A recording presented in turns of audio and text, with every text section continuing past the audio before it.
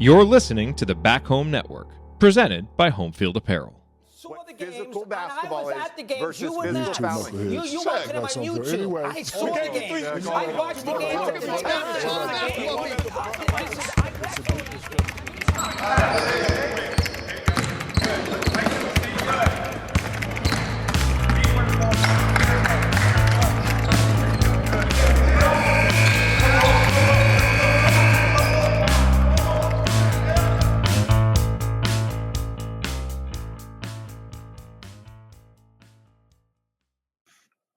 Well, we're here. I'm Bob Moats. Welcome to X's and Joe's, a podcast dedicated to decoding the winning formula in college basketball.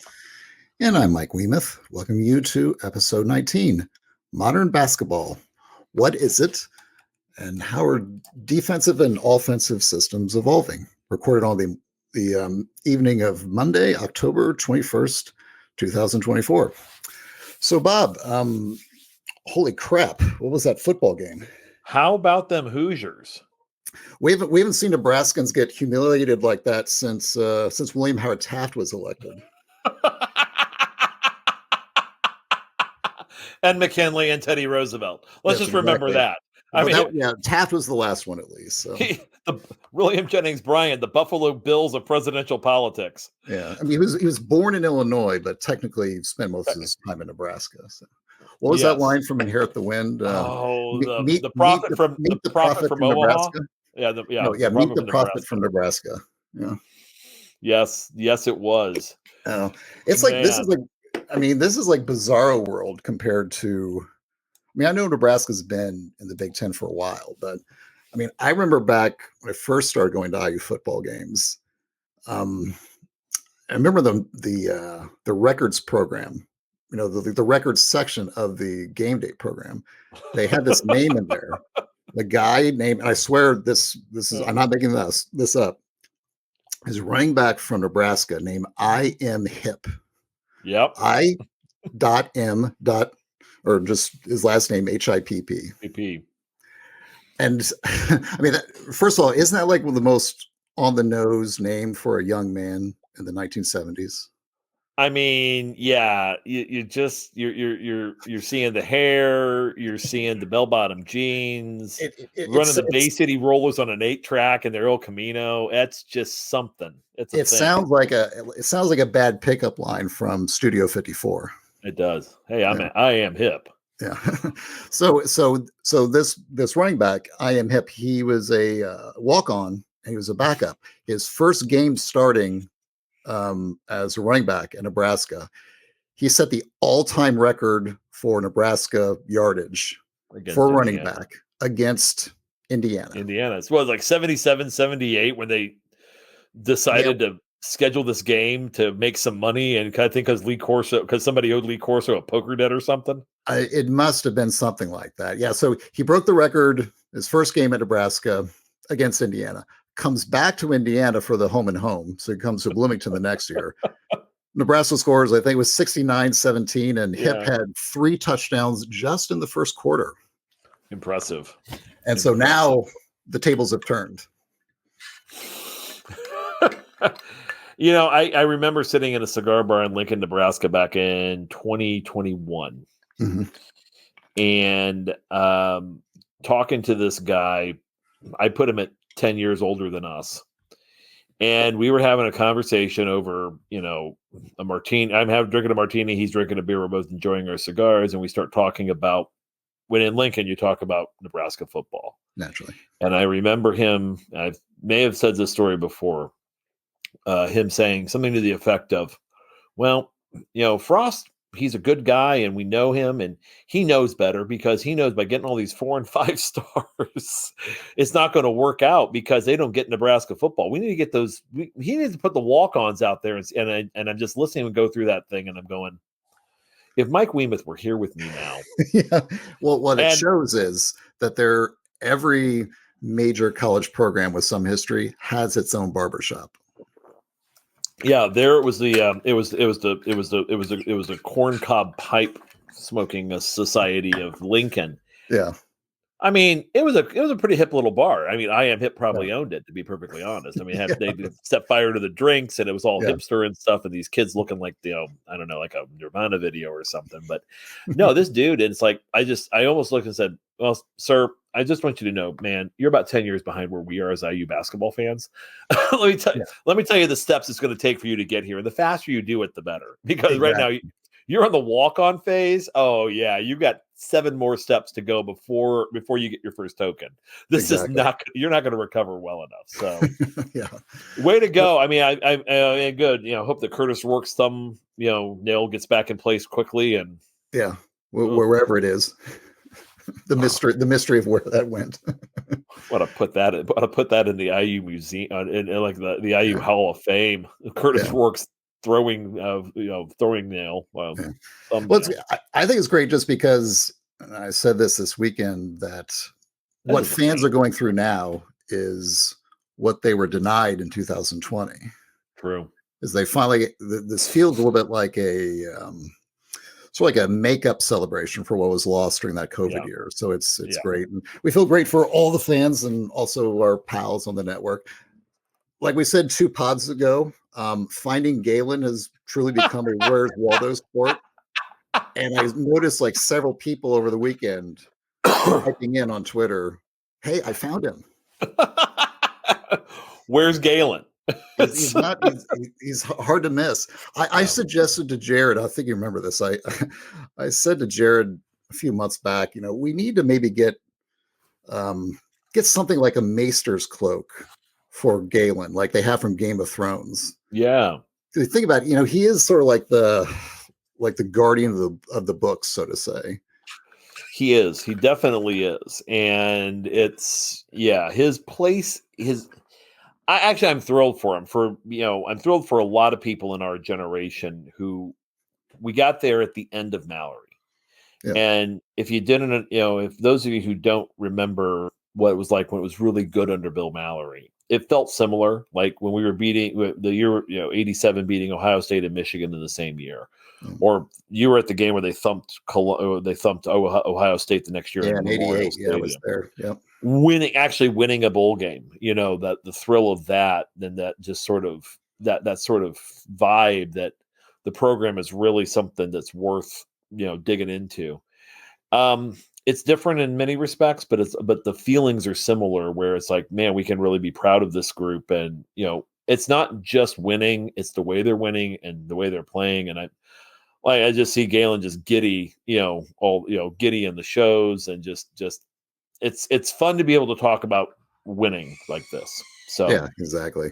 Really happy with that. You hope it sticks around, but you can never take that for granted. But just try to enjoy it while you can, because it is fun. So yeah, I was thinking for that cloak, maybe we get like a gothic embroidered bison on it. That would be perfect for that. Work.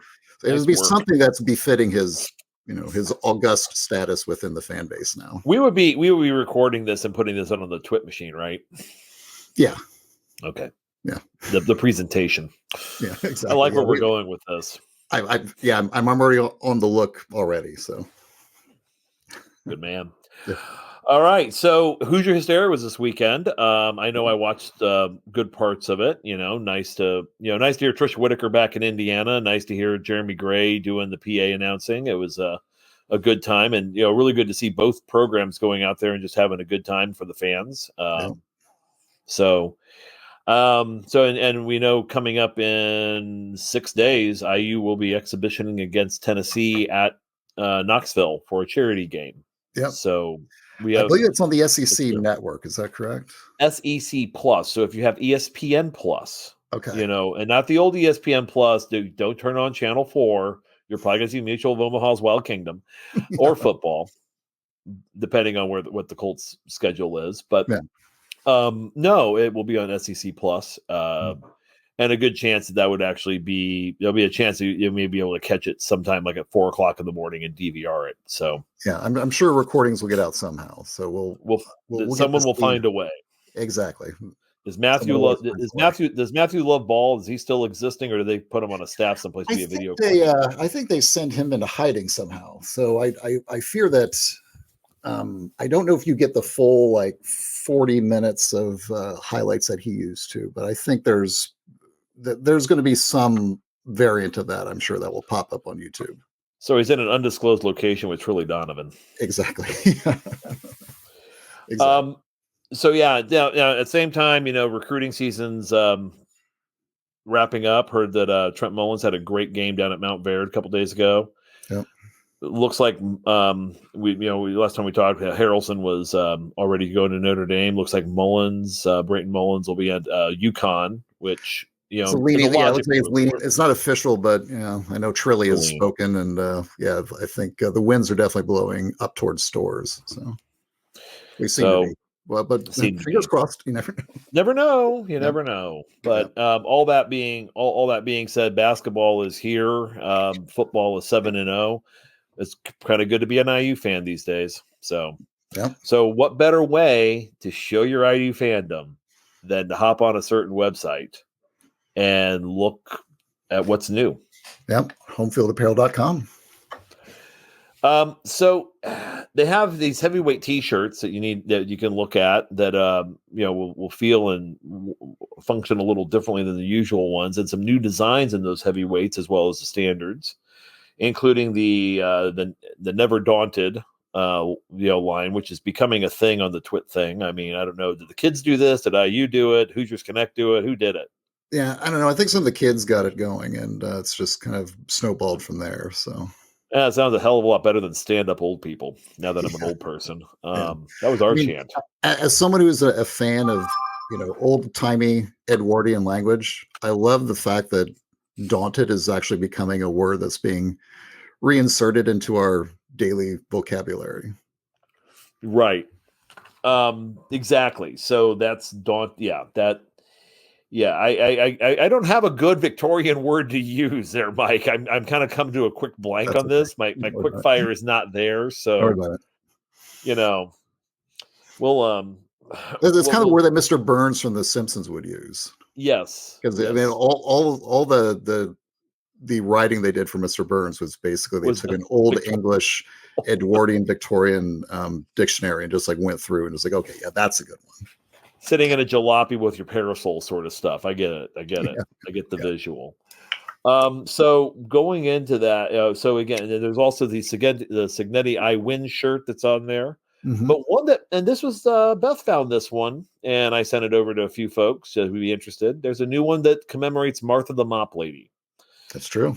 And Martha has become a fixture in our house. That Bennett, the 2-year-old, whenever time she's on or he sees her, it's like he wants it, and then he says more.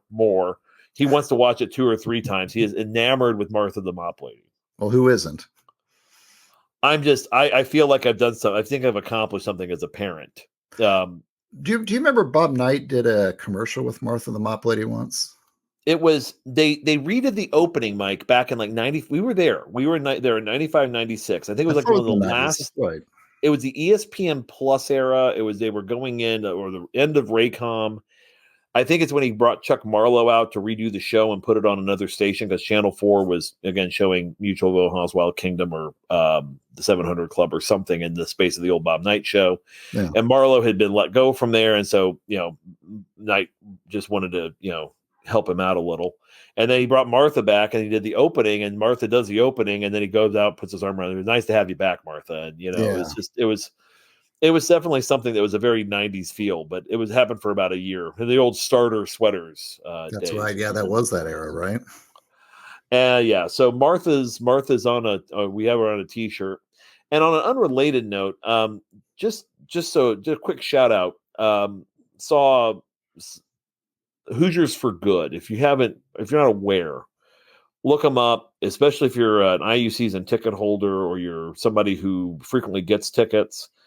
It's a great way for you have a game you're not going to, sharing with someone who has never been to an IU game before.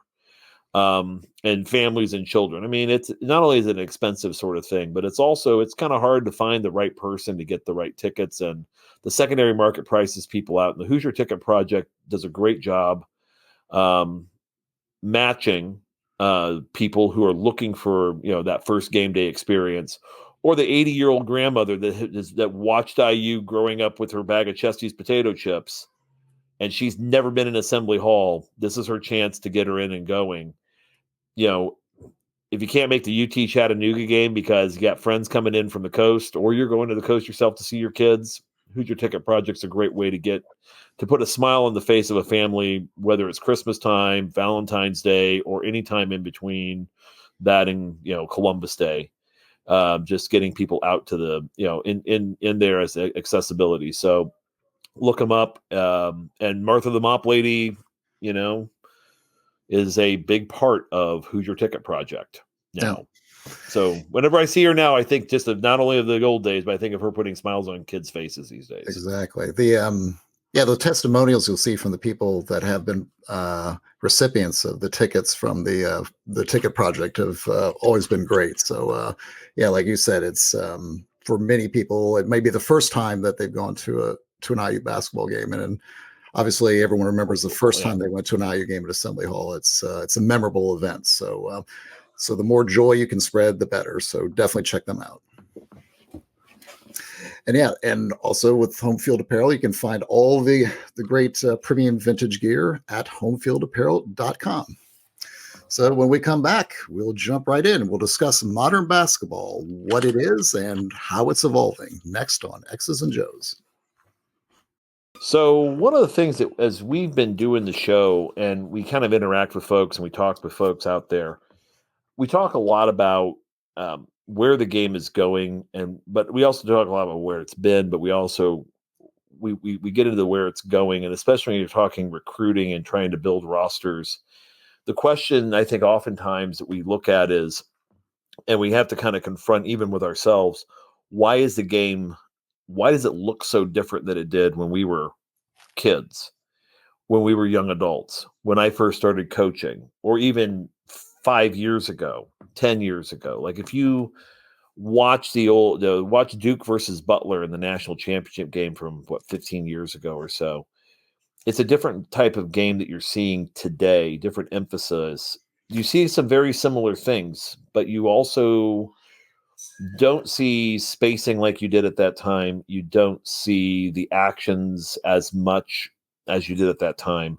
You see a much different sort of feel of the game. And there's a million reasons why that's happened. Basketball is constantly evolving, constantly changing, constantly trying to reinvent itself in a way. People coming up with different ideas and concepts and putting into play. But I think at the end of the day, we're just seeing and Mike, I mean, you were the one who first kind of clued me into this 30 years ago when we were talking about Duke. Mike Krzyzewski and how he, in the 80s, when he got his monster class at Amaker and Company, how did he run motion differently than, let's say, Bob Knight, Dean Smith, Gene Cady? Yeah. Well, I mean, a lot of it is I guess if you compare the 80s, Knight would usually have one shooter at least. If you think about Edwards, Alford. Kitchell. Whitman and Kitchell, were both pretty good shooters. I mean, he usually had at least one or two that were sort of the designees of the motion offense. Yeah. And we'd always bolster it by having at least one big that could step out and shoot off the screen action. Lane Turner was a pretty good mid-range shooter. Eric Anderson was a great 15-foot, 16-foot shooter. Really beyond the arc, too. I mean, Eric was a really, it's very underrated, big, flaring out for jump shots. I guess the biggest difference with Krzyzewski is he really tried to start flooding the zone with shooters. He had multiple guys that could shoot and ideally spread out, one in the corner, one top, one, maybe one like in movement. So I would say the Krzyzewski, obviously being a student of Knight, took a lot of what he had taught him and just adapted it, knowing where the game was going. Just things were going to start becoming more spread out. Just the players were changing, and we get into section 2 of this conversation. We'll discuss a little bit more about how the players change, but the coaches I think that succeeded, especially in the 90s and going 2000s, were the ones that just jumped right into the fact that, okay, this game is spreading out. The floor is going to be spread.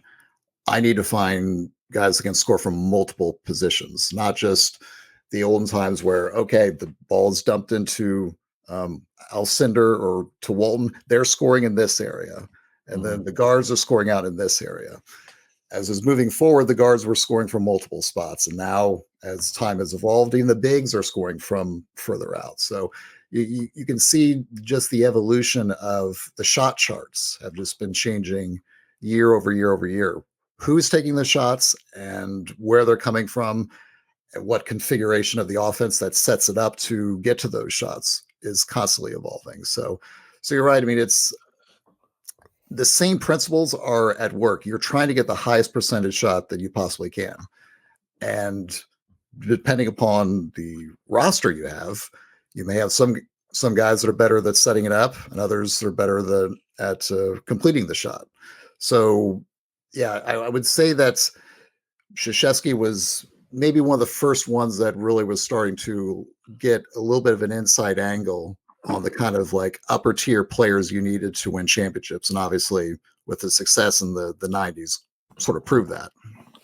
And when you look at it, again, when you're thinking about shot charts and you're thinking about where shots were coming from, and you look at the 86 championship game compared to the 87 championship game, and what was a good shot for Rick Pitino, Bob Knight, Jerry Tarkanian versus what a good shot for Denny Crum was. Yeah. And it was a night and day differentiation in many respects and you look at the lane at that time with those old Louisville teams, I would say old, but the mid 80s Louisville teams, when they were really in that run under Crum, you notice that the definition of good shots, great shots has evolved. And now, again, the whole idea of the game of basketball, you take the orange thing and you put it through the other orange thing more times than the other guy. And if you do that, you win. It's real simple. The rest is just details. I tell that to the kids all the time. It's like, this is the orange thing. And they'll even say the orange thing and the orange thing. But how you do it, and this has been kind of the thing where we've talked a lot about, we used to talk a lot about offensive and defensive systems. We used to talk about, talking to coaches 10, 15 years ago, well, are you familiar with, I know you know Flex, or you know what shuffle is. I go, yeah, I'm very familiar. And we would have those conversations as to, one relies more on screening the screener action while the other one is dual cutting, cutting at different timing. It's more of a timing type of cutting offense. Yeah. And talking about cutting and different designations on the floor, you could play positionless or position, full position. Are you going to be a more set-based team or a continuity flow type team? Set-based team was, okay, we're going to down screen and pop out and screen across, and we're going to get a shot, that sort of thing. And you see a lot of those types of, when you call what I call a set is what some people call a play. And that's a set pattern of movements. A lot of people would use alignments, and alignments that were very packed into below, not just the top of the key, but really the free throw line extended.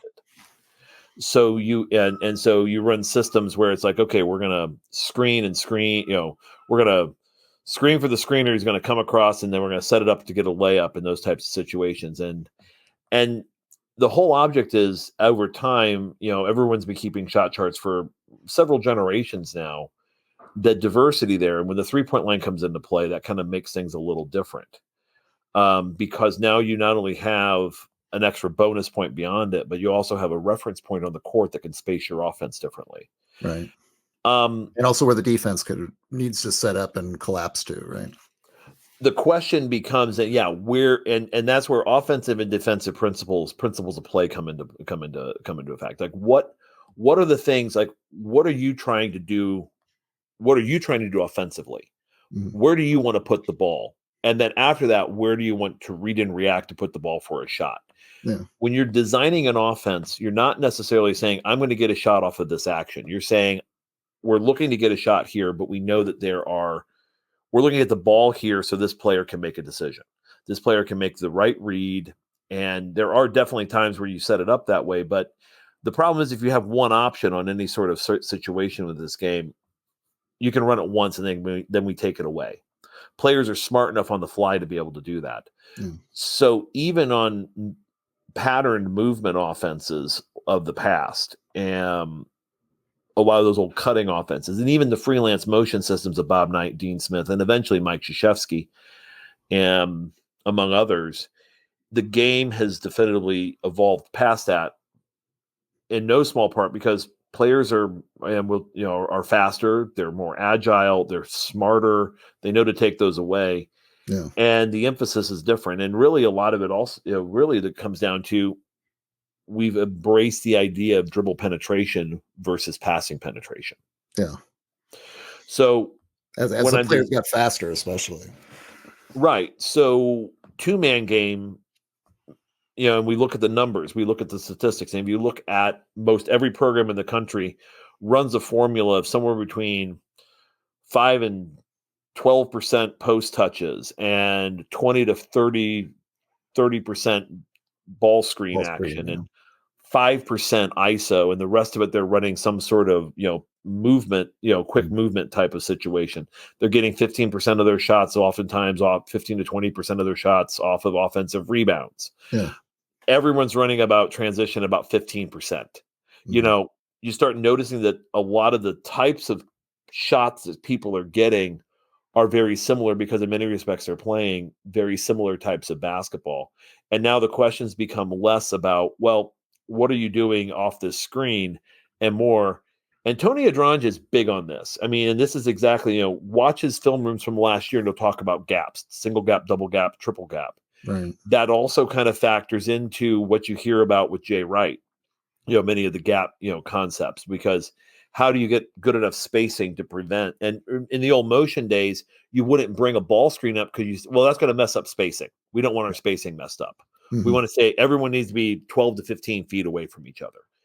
Now it's evolved to a stage where you put them in there to create the help dilemma. There's another great, and we'll probably put this in show notes, some great videos by a guy, I don't even know who it is, but he calls it the film room. And he talks about these. Have you seen any of those, Mike?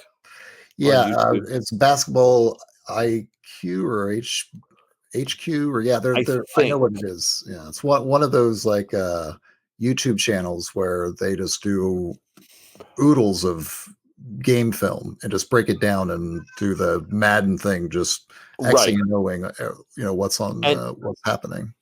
He talks about spacing being the foundational part of this, but it's put 2-on-1, win closeouts, and create mismatches is your first thing. You create mismatches to get 2-on-1 and then attack the closeouts that are coming. Yeah. And you'll hear me talk a lot of times here, regardless, about, reads off of ball screens, level 1 actions, which is the ball handler goes and looks for the shot, level 2 actions where you're looking for the roll man, level 3 actions where you're looking for everybody else. And then you're making your decision based on the read. You're talking about guys, making jump stops and jump stops, which Jay Wright, we're talking about that right before he got on. Jay Wright, jump stop in the lane, and then you have to be able to make a decision. Yeah. And you have to make it fast. And the whole thing is, what is a good shot? Well, now with film technology and with Huddle, with Synergy, with everything else that's out there, and consulting firms, we'll get to that in a brief moment. Yeah. I'm gonna go back to that here in a second, but sure. Not only are you as a coach whether the shots you want as well as the shots you don't want the other guy to take. Mm-hmm. You know that. But are you getting them? And a lot of it is also, how do you teach your players to recognize what's good and what isn't? Exactly. Yeah, and you think about it, and you're right, that level particularity is really coming in, with technology. And it's not just shots, though. It's also, if you really watch a lot of basketball, you'll notice there are many plays that are designed to get good shots. Mm-hmm. And there are others that are designed to get decent shots that lead to offensive rebounds. Well, board coverage is essential. Coverage is essential. Well, watch. So you want a good example. Obviously, we have Purdue people that watch this, and Purdue maybe ran just this last year, especially with Braden Smith. one of the most common plays for Purdue is Edie's up top around the 3-throw line. Smith comes off either a curl action or he gets the ball and he gets the screen from Edie. Yeah. Smith drives the lane, usually on the right-hand side. Edie is following, trailing, just like 2 steps behind. That obviously puts the defender in a dilemma. Okay, do I commit to Smith? Right. If I do, the 7'4" guy is like just standing at the rim. Or do I commit to trying to block Edie, but now I'm getting Braden Smith a wide open shot. What Braden Smith was doing was very smart, is that he was putting the shots up in a very specific way so that they were basically dead spin shots. Like I could kind of tell even how he was releasing. He was like, I see what they're doing. He's basically playing a volleyball game. It's like, I'm putting this up towards the net. Two very likely things are going to happen. It goes in or it misses. And when it misses, it's going to go miss to a very specific spot where Zach Edey is going to be there to dunk it in. So I'm sure we can probably put in the show notes, but there are many times I could just tell what Smith was doing. It's like, I know he's shooting that even where if he misses, he's trying to miss it a very specific way that it's bouncing right to the front of the rim where Edey is. Right. It's very smart. And Painter ran it perfectly. And you saw how many times last year they would miss, and Edey's right there, just hammering it home off of a Smith miss. So you might call that, and everyone, not to say everyone, but modern programs are grading shots now, and they're teaching their players how to grade their own shots. Let's compare notes. Let's grade your shots. Let's grade a teammate shots. Let me hear my grades on the shots. Let's see if you agree. It's a great intellectual exercise. It's a great HR exercise, which is, okay, so how good do you really think you are? Yeah. Because I think one thing we forget with a Division I player, at any 362 teams, any college player, they've probably not been disciplined in shot selection the same way as everybody else was on their high school team. Yeah, sometimes their parents were the actual coaches telling them to take as many shots as humanly possible. And sometimes I've heard stories about the offense was pass the ball to Jimmy, and one time Jimmy was sitting on the bench, and the guy from inbounds just threw it to Jimmy out of bounds, sitting on the bench. I won't say the high school. If you know, you know. But that a few years back, like plausible deniability. We will not name names. No, but it's like, hey, and there are systems that are built. Like, I mean, you kind of go back to like Mike Davis with Bracy Wright. Bracy shooting 30% plus of the shots on the floor. It was Bracy Wright's amazing player, but you do trade the efficiency off, and that when you look at if Strickland, Wilmot, and even Robert Vaden took some more looks, if we had gotten DJ White the ball more in certain situations, would you have had a more functional offense? Because it's already hard enough to score in the half court. Yeah. Let me go back to that. Let me kind of go back to that here in a second, because that kind of that shot grading process is knowing not to waste a possession. Because another area where things are standardizing, you used to be able, pre-shot clock days, you could really do a lot with tempo. Slow it down or speed it up, both. So Dean Smith talks about this a lot, where it's like, we looked at getting 80 possessions or 90 possessions a game. Some games it looked for 50 the other way. So playing different ways. Dean Smith is maybe the actual, I don't know, architect or the founding father of the idea of playing multiple ways. Bob Knight did the same thing, I might add. Bob Knight was a master at being able to tailor his talent to play a certain way to exploit his opposition. Yeah. But with Dean Smith in particular, it was a thing where he had multiple offenses and multiple defenses that he could employ at different points throughout even a single game, where, okay, we sped this up, now we're going to slow it down. I'm going to run my 1-4 series, and we're going to hit the back cut, we're going to hit the handoff, we're going to hit the guy coming across. We're going to do all these things out of this series. We're going to get ourselves a lead, and we're going to pop out at the four corners, and we're going to hold the ball for 57 seconds and shoot layups and free throws. Because there was no governor on the behaviors. Yeah. So that's an offense. Offensively now you have different actions that are designed to get you different things. But a lot of those actions, you're not preparing the same way because everyone's going to run a pin down. Everyone's going to run a UCLA screen. Yeah. Everyone's going to flare off it, curl off it. Everyone's going to run 2-man game. It's a question now of your matchups and how do you deal with those matchups. And offensively, it's how do you mitigate the other team and what they have. Like if they have really good rim protection, then how do you prevent? So it's more of a tactical approach than it is the strategic approach of we're going to run motion and we're going to, this is going to open up because we know the defense isn't innovative enough to play to play a certain way. They're not going to make this read. They're not going to switch this. They're not going to help and recover this way. Yeah. It's just, the game has evolved past that working a certain direction. And so even from a systemic standpoint, it's hard because now the question becomes, what does this coach want to get? And what is that coach willing to give up? Right. One of the big debates right now on defense is what do you do in ball screen action? Yeah.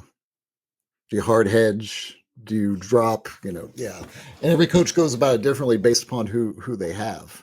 And also, it's like a chili recipe, man. I mean, I'll be honest with you. Like, coaches are nuts. I mean, some people put the macaroni in the chili. Some people put the chili on the macaroni. It depends on how you do it. Yeah. And everyone has their little preferences and the things that they want to do. And it's kind of hard sometimes to lose that because I found myself sitting across the street going, get out of form. You're doing this differently now. It's like, how do we get this a little differently? And then sometimes it confuses kids who have been there for a year.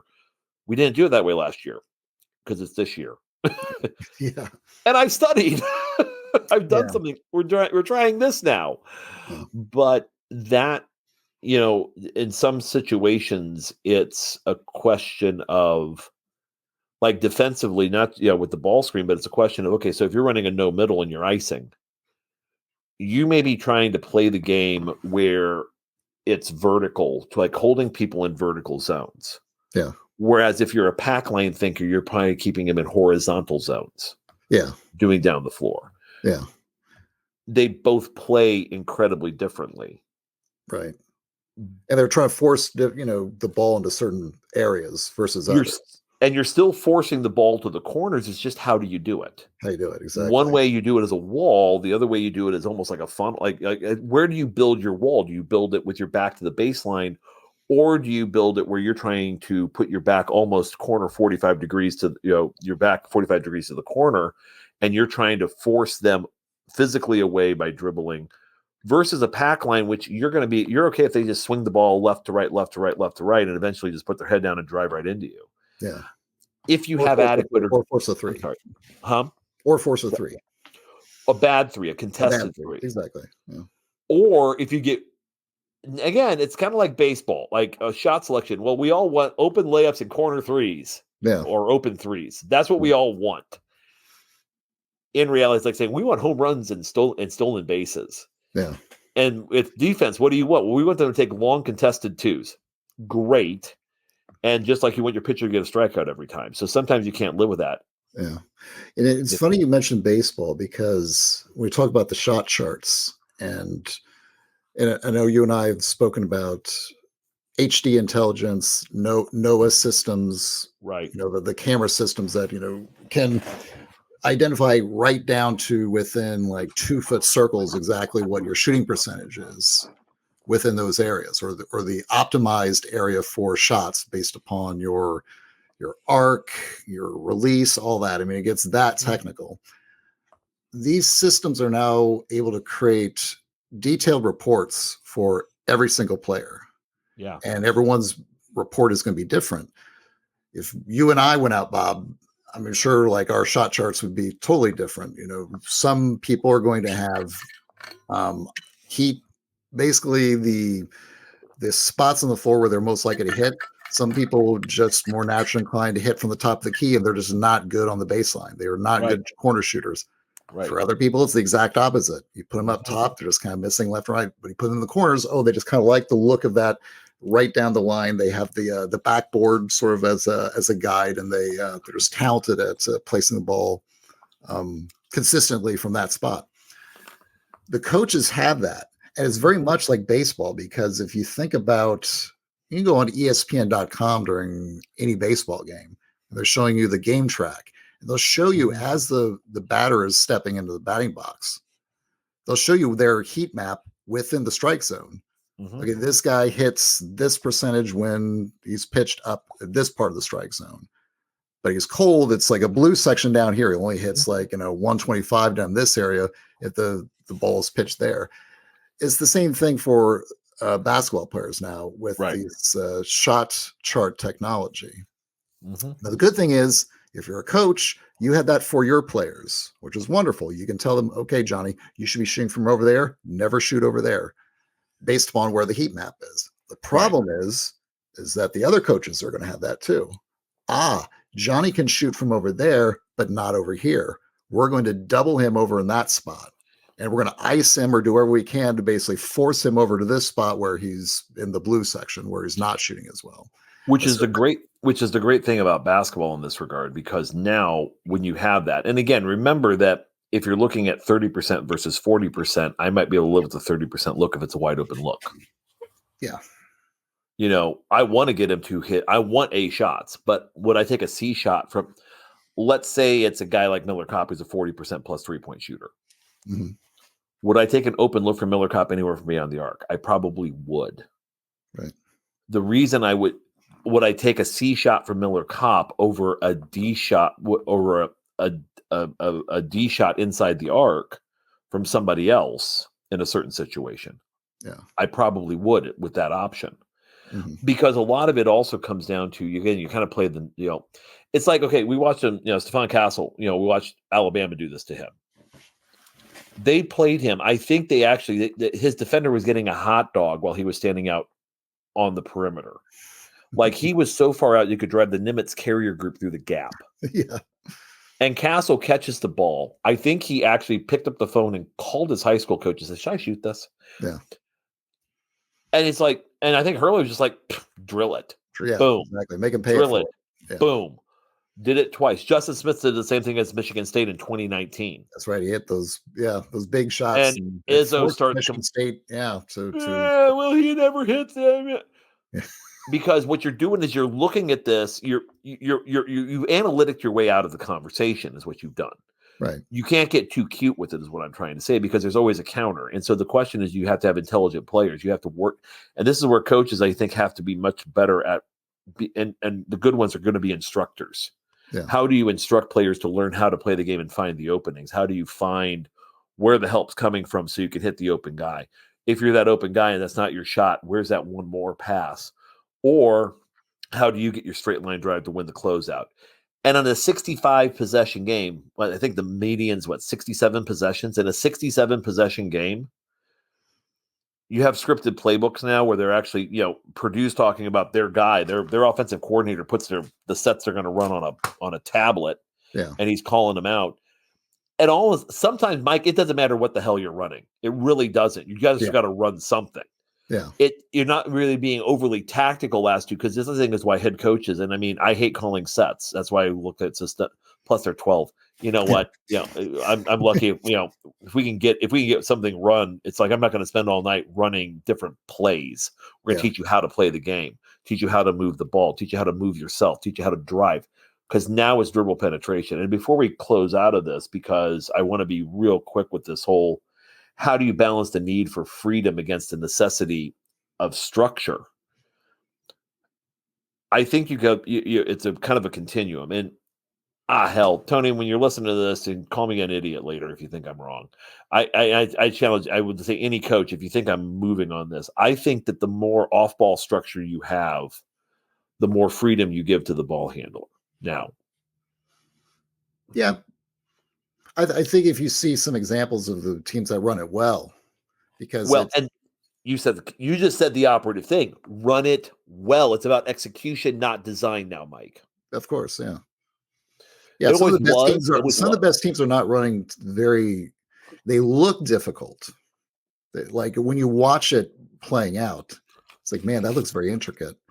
But if you just think about the individual actions that the players are making, for them, they only have to remember like two things. Okay, right. I set the screen here. Okay, I make a dive here, and I have to make usually one or maybe two decisions in that time frame. That's kind of it. maybe rerun it and like fade to the corner when I'm done with it. It's not difficult. It's just choreographed.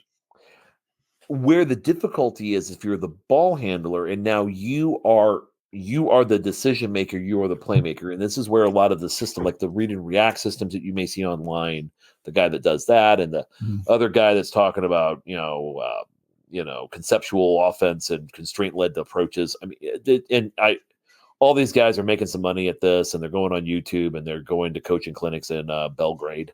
And I hear them and I take good stuff from them. I mean, coaches steal. And you have to steal because if you don't steal, you're an idiot because if something's working somewhere, and we'll talk about that later. But I think the backtrack to this is that freedom where Dan Hurley, his stuff is structured. I think it was Ant Wright or somebody was basically saying, I can't remember who it was actually saying, or maybe it was Jordan Sperber. It was Sperber, who did the old film, who did his old, his old website, his old film stuff. Yeah. Now he's assistant coaching someplace down south. Mm-hmm. But I do know they caught Donnie Marshall because he made a great read, and he goes, no, that was all designed. Yeah. So Hurley has put so much into it. Matt Painter's done some very similar things. Tom Crean was very good at this sort of thing. Also, Crean would just continue to do things out of all sorts of different. He'd run, I would say, multiple sets out of a 35-second possession. Yeah, and he would go in using different alignments. The great thing, Crean stuff was wickedly innovative and wickedly smart. Yeah. The problem with Crean was he could confuse the defense. He also was really good at confusing an offense. Yeah, exactly. That's why he did better with some of the older guys as they matured into the offense. Yeah. Tom Crean will get you amazing shots with incredibly high turnover percentages. I think Sam put it. It's like, boom. It's like, why that ball hit some cheerleader in the head? How the hell? Yeah. Because, but I think that player, that freedom thing of how you balance the need for structure versus the necessity of structure versus the need for freedom. Now, if you have a much more rigid flex type system, you're limiting the ball handler. Mm-hmm. I will never forget Dean Smith's advice as to why he developed motion, why Bob Knight developed motion. And but really why Smith said it, he said, look, we were watching game film. We saw guys running our stuff. They were running T game. They were running the 1-4. They were running shuffle, basic cut. Yeah. And they were wide open for a drive and they didn't take it. Right. They were too damn conservative running the play. Yeah. So that's where the flip happens, Mike, that if you're taking all your time on your actions, and you're giving so much freedom out of your actions to counter this and counter that. And we're spending all this time on the weak side and trying to do the help side, blah, blah, blah. Yeah. Now the ball handler now loses freedom because the impetus is waiting. And I think I was telling you before the show. I mean, I used to have a thing when a kid, because the thing I hate with kids is they catch a ball, put their head down, dribble once, and they stop because they had an accident when they caught it for the first time in front of 500 people. It's not an abnormal feeling for a young person or a high schooler or a college kid playing in front of 19,000 at Assembly Hall making silly mistakes. Yeah. Catch, think, act. Catch and square. Catch and every coach, it was catch and square. It's still catch and square, but now the decision making for the ball handler is so much faster. And part of it's because 30 years ago, coaches were not wanting to have dribble because dribbling was showboating. Yeah. Remember that era of basketball. And also the players weren't as good at dribbling. Because unless you had an Isaiah Thomas or one of those kind of players. And compared to the modern player, he would elevate now, but for what he did at the time, it's like now once you innovate, everybody copies you. Right. Everyone's doing Steph Curry step backs. Everyone's doing Michael Jordan crossovers. Exactly. Everyone's doing LeBron James hesitation moves. Everyone's doing, or LeBron off 2 feet.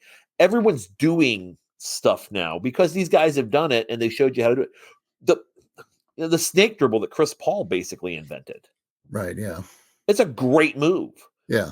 It puts guys in row and you have to foul or exactly. Get the big to commit. Exactly. Oh, you're teaching them how to do that? Well, yeah. If they're 12, because they're already practicing it and they're going to learn how to do it. and they're watching that on TV, and it's easier to emulate it's easier to coach things when you can point to things on television and say, remember this player you really like? Yes, they're doing that. Now I'm teaching you the same thing. Or I hate 2K. I loathe 2K because 2K plays lousy defense. Yeah. 2K on idiot mode gives kids the impression they can score 154 points in a basketball game. Right. But 2K helps them with that because it actually helps them kind of, if I can control them with my thumbs, I can control it with my feet, especially with the athletic build. Yeah. I may not be able to do it as quick as these guys. I won't be able to, but I can get through my 9th grade year if I know how to snake dribble. I can get the ball low enough where it's effective against other kids my age. Yeah. In Bumblebee, Montana, or wherever you're coaching. Yeah. It's interesting. We talk about, the freedom versus structure. And when we talk with fans sometimes, and even amongst ourselves with other people that are interested in basketball, there is that sense that some fans really like the structure. At least they think they like the structure, in that they see basketball as essentially a coach's game. And the coach is essentially controlling the players like marionettes from their own, from like basically with puppet strings. And I've told fans, and especially the ones that say, well, Bobby Knight was great because he just controlled all his players. So really, you think that's what he was doing? It's like, watch what he was actually doing. He was much more like a choreographer. Why do you think like Knight would just hammer so much of with those kids in practice? You read this, you did this wrong. You got that wrong. He was doing that so that he didn't have to do much during the game. During the game, he was just like setting things loose. Like, okay, hey, did you see that? Knight was certainly coaching during the game, but what really made Knight great was that what he did in practice was getting his players just so used to what they were supposed to be doing during the play, so that when the game was going on, they knew all the reads to make. And so I think it's an interesting sort of how fans sense what the game is. Many people think that, okay, coaches are really just controlling everything. And some coaches in the olden days really did, but anymore, they're really just, again, choreographing what's happening on the floor. And most of that work is happening during practice before the game even starts. I know, talking to a guy I coached with years ago, and he was talking about playing in high school, and he made a good read and drove the lane, and his coach ripped him a new one after he hit the layup. You're supposed to you're supposed to wait for the screen to hit here and do this. Yeah. I don't want this much freedom in my system. If you want to play that way, you're not playing here. Yeah. And I mean, guys responsible for IU Columbus's athletics department in part. One of the guys responsible for it. He's been incredibly successful, a great guy, one of my favorite people that I've worked with over the years. And we had that decision when we were coaching their kids, and it was, years ago with, some really good players that ended up winning the state title and a couple runners-ups in the States for over a 3-year period. And the conversation was just like, we're not going to limit these kids.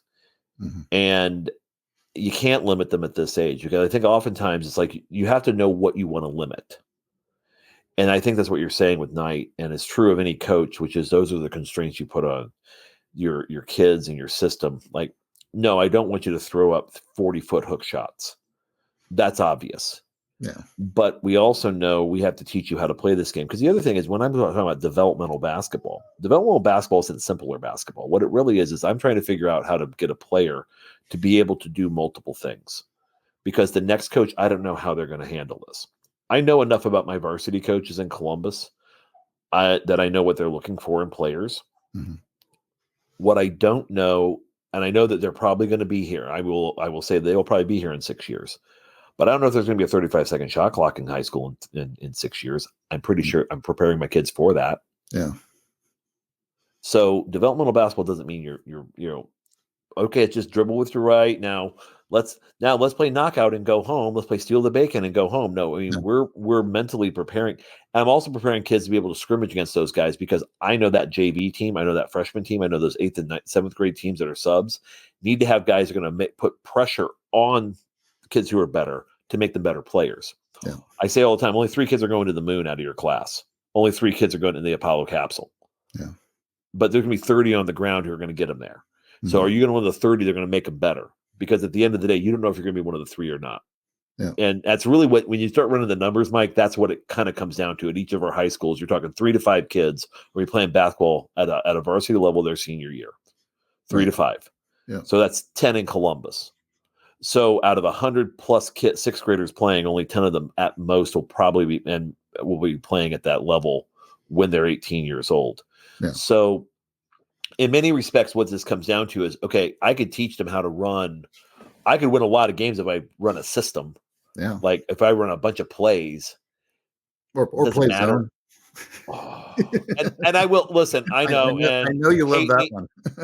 And many of our friends are share that sentiment about. I've done it, but when I play zone, it's because I'm trying. I mean, I actually am very strategic about it. I'm not playing it this year. I mean, I haven't played it a couple of years ago because North was running because what Columbus North was running. I was running it for a couple of guys that were going to be in the program and working through it. Yeah. No, but it's like if I'm playing zone, I am definitely not packing the lane and trying to stop all penetration, because I'm like, I'm teaching you nothing. Yeah. If you're standing in defense with your finger in your nose, and that's what I see a lot of people with zones doing, they're all packed in and they're trying to stop me from cutting or something. Mm-hmm. Just wait till you get the first guys that can drill from 20 feet. Just wait. And it's coming, because you obviously haven't played travel ball, because no one, if you're doing that in travel ball in the 6th grade, you're getting clobbered. I'm going to just be honest with you. There are more kids now that are coming out that are emulating Steph Curry and Caitlin Clark and all those people that are just like, yeah, I can pull up from wherever and start hitting with at a decent rate. It was done in the mid 2000s, Mike, when the dads were the guys that graduated high school in 1985, 86, 87, when those kids started playing, all of a sudden you saw more 3-point shooting. Yeah, well, 87, obviously in college when the 3-point line came in, then it just became a functional necessity for people to start taking threes. When their dads played high school or college basketball in the and again, mid 80s to late 80s, because those guys also were preparing for a time when the 3-point line, and they were playing pickup on their college, and they were playing with a 3-point line. Right. They were excited to see the damn thing. Mm-hmm. It was like Christmas for them. And that's and so I think at that point, when we come back, that's where that player development piece comes into play, as well as putting talented players together on a team, and then trying to find ways of mitigating their weaknesses and while at the same time highlighting their strengths. So when we come back to X's and Joe's, we'll get into that a little bit.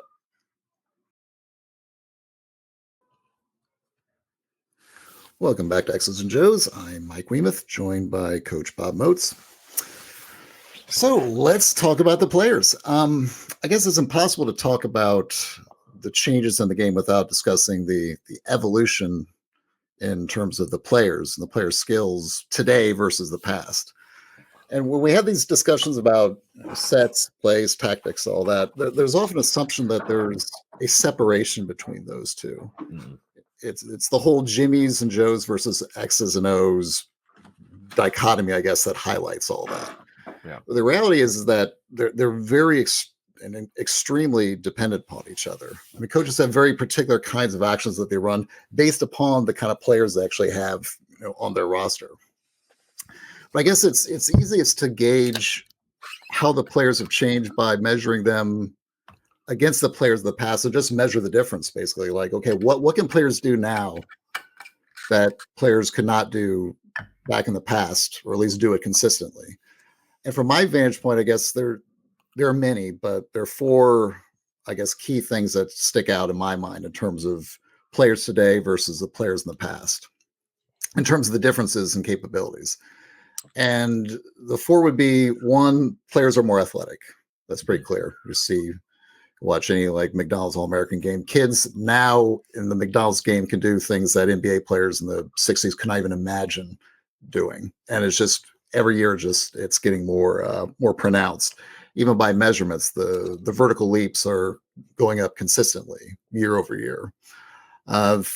Second one, the players are just longer. Now, notice I mentioned longer, not taller. The wingspans are increasing. Whereas the funny thing is that the height is actually not necessarily getting more pronounced. If you look at the average height of starting fives in the NCAA tournament, it peaked around the 1990s and 2000s. And then it slightly started to go down. Now, it doesn't mean that the players overall are getting smaller. It just means that the lineups are different. And so the players themselves are individually, there are some players obviously that are getting taller when you see people like Zach Edey or that Oliver Reneau in Florida, 7'8". He'll be starting freshman. You will see this kid. Believe me, it was hard to miss. And I think he's going to be maybe the next Zach Edey. He may not be Edey as good as Edey, but he's going to be a very noticeable presence on basketball floors. So the players themselves maybe individually be getting taller at the margins, but in terms of the players that are actually on the floor, they're actually a little bit smaller than they used to be compared to, say, like the 90s. But they are longer. And so with these longer wingspans, it just creates a lot of complications when it comes to things like, passing angles, driving lanes. The third thing is that non-guards are now just better at handling the ball. Back in the olden days, what did you do when the rebound came? Get it to the guard, particularly the point guard. Even the shooting guard was like, "Oh, don't throw it to me. That's his job." And so now you have centers that are bringing up the ball in some cases. 4s and 3s are becoming integral parts of the fast break. Okay, get it out, but if the 1 is covered, get it out to the 2, 3, and 4, and they can pick up either pass it off to the 1 on some kind of screen action or just initiate themselves. So there's just more players that can handle the ball. They can handle it full length of the court. They can handle it in isolation in the half court. It is changing the way at which offense can even be drawn up. As you were saying, Bob, with dribble penetration, now a lot of players can dribble penetrate, not just 1 or 2. Some teams have 5 guys that can dribble penetrate effectively against their guy. So that changes the whole complexion of how offense can be drawn up. And the last one, the fourth one, is obvious. I mentioned it before. Non-guards are just better at shooting from distance now than they used to be. If you look at guards from, let's say, the 80s and 90s, you have the Steve Alford type of players, the Troy Lewises. Yeah, those guys could shoot threes really well. The difference is that you didn't have bigs that could shoot threes back in those days, or even shoot from distance at all.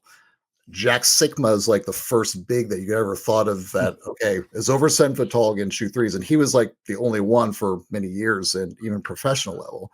But college, you see many teams that have bigs that can now step out and shoot threes, which allows for all these new innovative offenses, 4-1 or 5-out offenses, which basically just completely clear out the lane and allow for teams to basically run effectively like a handball offense. If you're watching handball, literally there's no one in the semicircle around the goal, and everyone is just like marching and passing the ball, trying to shoot from outside the little restricted lane. Well, basketball is effectively becoming that with 5-out offense.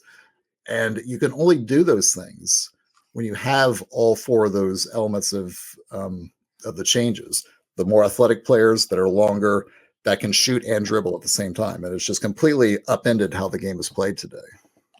And I think you've kind of hit the nail on the head with ball handling in particular. Like running the break is completely different than it used to be.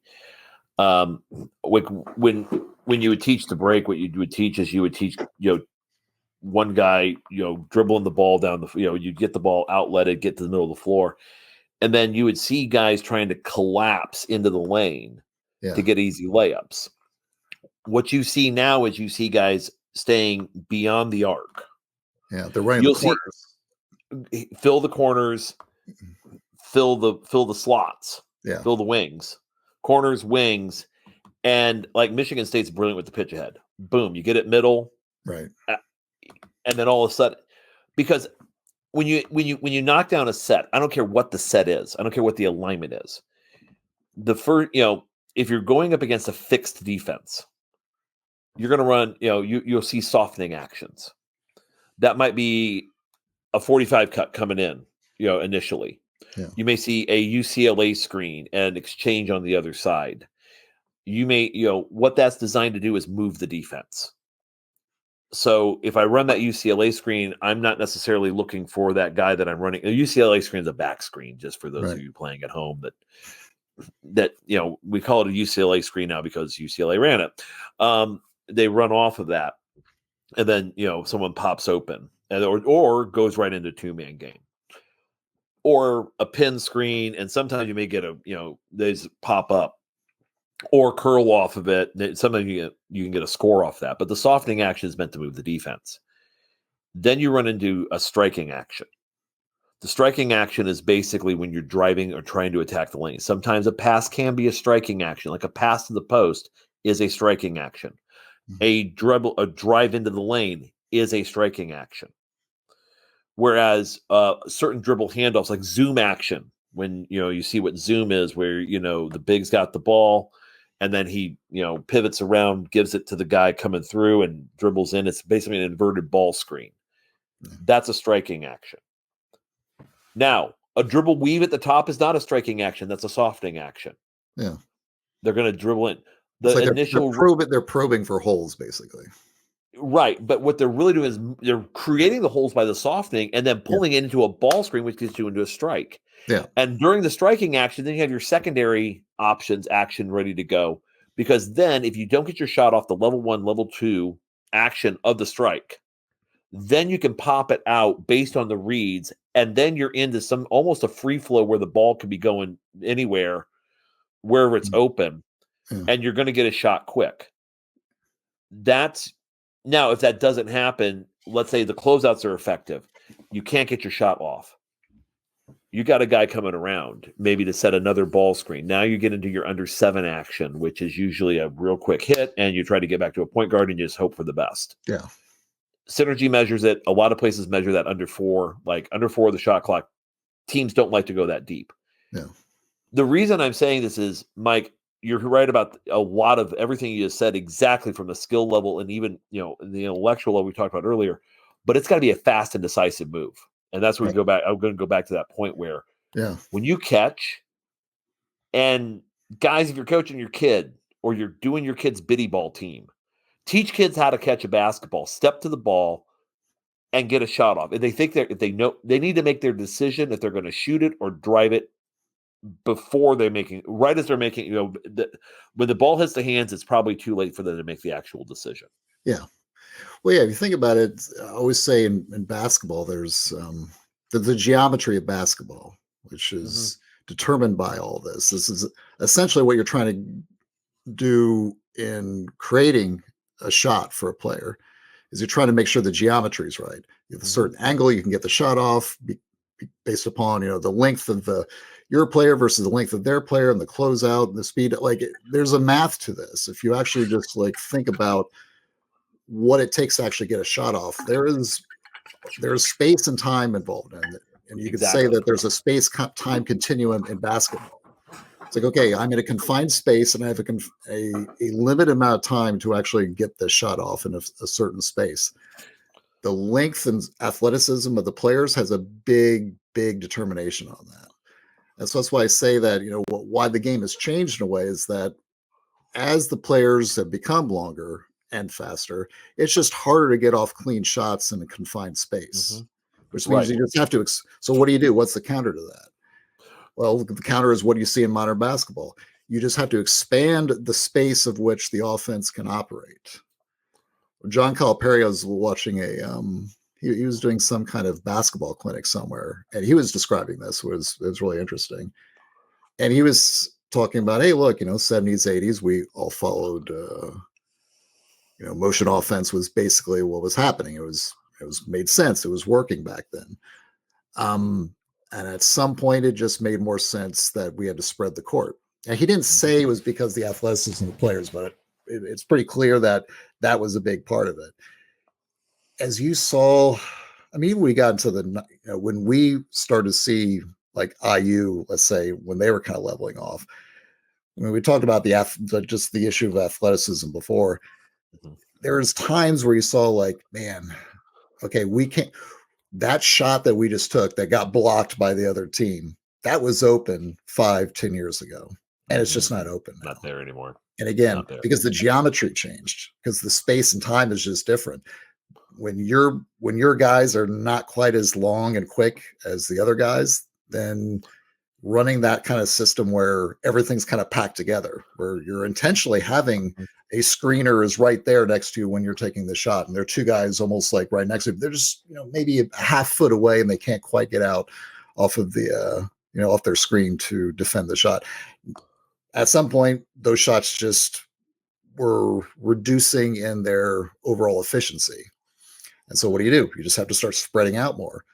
And so it's making guys chase the ball further away, making guys chase shooters at every single position spread out. And again, talking about like Tony and what he discussed about, one gap, two gap, that stuff matters because that is the math of getting shots off. It's you're creating distance. You're trying to create as much distance as possible between the guy that's trying to stop the shooting and the guy that's actually trying to make the shot. Well, so why just move your help defenders over? Okay, there's your level 3 hit. Bye. It's like, which is why, again, you're seeing help lines move and evolving into movements and the question is, and why you're seeing, again, more switching off ball screens. Yeah. Because even hedging, you now have to put 3-on-2. Right. And when you put 3-on-2, especially hitting from the slot, I don't care if you're tagging the ball handler or you're tagging the roller. And so many teams do that sort of thing. This is where the chemistry with teams kind of matters a lot, by the way, because if you turn your back to if your defender turns your back to you, you can 45 it, or you can stay out there depending on your strengths. 45 is a cut, hard back, kind of like a back cut. So when you start seeing guys moving to contain or stop the ball, you don't hear stop the ball anymore. You hear contain it. Right. We're trying to contain the ball to a portion of the court. So that athleticism, the innovations. Okay, here's the crash course in defensive history 101. Man defense back when we had peach baskets and everybody guarded their man and nobody helped. Then someone had a brilliant idea somewhere in the 20s and the 30s that we could have, instead of you guarding a man, you guarded an area. Well, they went from 9 players to 5 players, and you can start dribbling. And okay, we're going to put these guys in zones, and they're just going to guard an area versus their man. Well, that kind of made things go a little differently, and they started seeing guys shoot the ball outside more. Well, when guys shot the ball outside more, they had to get out of the zones and went back to man. So Hank Ibo was the one who figured out how to put guys in the lane as help side, and then Tex Winter develops triangle offense to counter that. Bob Knight and Dean Smith come up with their innovations inside help side, help and recover type defenses. And then Mike Krzyzewski and John Calipari and Nolan Richardson is a big one here. They come up with different offensive and defensive schemes, and then start looking like Richardson and Pitino, extending pressure out, playing all 96 feet of the floor. You're going to play, and then and by the way, while all this is going on at the college level, not really the pro level, I might add, but at the college level, is filtering to the high schools, which is filtering to the middle schools, which is filtering to the elementary schools. And before you know it, you're teaching press break to a bunch of 4th graders. They learn how to do it, by the way. They can be damn good at it, I might add. Interesting. No. And once you do that, well, then you have to re-innovate. Now, because then everybody's doing press break all the way down, and everyone had to be better ball handlers, because guess what, Mike? Since 1990, they've been running full court diamond and 1-2-1-1 full court press. Right. Everyone had to handle the ball against it. Yeah. So now everyone knows how to do it, and they had to get better at handling it. They had, and now it's not nearly as effective as it was 20 years ago, 10 years ago, because you teach everybody now how to play the game in this way. Yeah. Versus here's your armband when you're 12 years old and guard the other kid with the armband. Yeah. Yeah. There is a certain supply and demand to like how this develops, right? It's like some of it is demand side and some of it is supply side. Literally, the players just got better, and so they just had greater capabilities. But some of it was, oh crap, the other teams are doing these things now. Now we need our players to do those things. Right. It's like, if you're going to be stubborn and say, I'm just going to give it to my point. And now sometimes the best way to break a pressure as a press, you have a really good point guard. Yeah. But you don't always have that unless you're coaching at a collegiate level, you're not going to have that type of point guard every year. Exactly. Yeah, a lightning quick point guard solves a lot of problems. I look like a coaching genius when I have that kid. Yeah. Well, when you think about, well, they in the IU example, people always look back on the '81 team, Yeah. and they had Isaiah Thomas. They would ask Knight, well, what was the great turnaround? It's like, well, I just wised up and realized that I had Isaiah Thomas on my team, so I ran 1-4. Yeah. Yeah. Yeah, but why? I would be stupid to stick with what I was doing when the team was 7-5 and started out, and then it's like, okay, Isaiah, here are the keys to the car. You go run this thing, and then they just bulldoze the rest of the schedule. So, yeah, I mean, it's interesting. I think when we talk about that, in that, I think a lot of fans, in some ways, when they watch the game, they look at the coaches and they look at the plays and the sets or the systems that they run, and they think that there's almost a kind of magic to it, and that is disconnected from the players. And it was in a sense that, okay, the plays make the players better, and there's elements to truth to that, but there is. The reality is that the coaches are selecting the plays and the sets based upon the players they have and their capabilities. Those are completely connected, and you're not going to run things based upon players that you don't have, right? You're going to base it upon the players you do have and their capabilities. It's funny, like a story that highlights that dynamic. So some years back, I was having an exchange with someone. I guess it may have been on Peegs, and it was, or one of the websites, and it was about getting Miller Kopp from IU. And the debate that took place back then was about getting him more shots, right? Right. You remember that conversation back in the day? Yeah. And it was just a lot of back and forth, like, oh, we got to get Miller Kopp more shots. And I mean, directionally, I kind of agreed. It's like, okay, I think there are some things you could do that could get Miller's more shots, but he had some great shooter, but he had a little bit slow release, some limits in terms of his ability to shoot on the move. But he also wasn't good off screen. You're right. He wasn't good off screens either. Yeah, and he couldn't put the ball on the floor side. Also, he did get better at that, but he wasn't. Yeah, it wasn't. Yeah, but again, I still directionally believed. Yeah, there are ways to get him more shots. So I was having this conversation with this guy, and it's like, yeah, we should run what the Golden State Warriors run. And I was thinking he was referring to the actions that led to Klay Thompson getting standalone shots in the corner. Like, that's where I thought he was going. But oh no, that wasn't where he was going. In his example, Miller Kopp was playing the role of Steph Curry. Ooh. And he said, and I quote, he said, "Why don't we just run some elevator screens for Miller?" I thought, elevator screens for Miller Kopp? His efficacy goes down. I mean, 50% minimally. And that's not a knock on Miller by any stretch, but well, it's not. How many? Oh, think about this. How many basketball players, even like high college or high, even the NBA level, would you be willing to run elevator screens for, based upon what's required to do it? Just so fans know, like, an elevator screen is basically a player's running full blast, typically from the basket towards the front of the 3-point line or on the elbows. They're two bigs, almost in like a semi-horns action, and they basically set a screen that closes like an elevator door. That's why it's called an elevator screen. It basically just closes off and creates a kind of mini wall. So the player that's behind them makes a very quick 180 turn, typically, quick shot, and hopefully goes in. The problem is it takes a very specific kind of shooter to successfully run elevator. More than that, you can do it once. It's like pin to curl. It becomes very obvious when they see the two bigs sitting there. It's like, yeah, here it comes. Like when you call pin to curl, which is a pin screen, instead of coming up off the pin screen, you flaring off the pin or popping up, you curled hard to the bucket. Yeah. You can run it once, because you run it once and they dunk it down on you. Mm-hmm. They're not giving you that again. Yeah. So you can run pin to curl. Maybe, you have to be very selective when you call it. You can't call it 10 straight times in a row.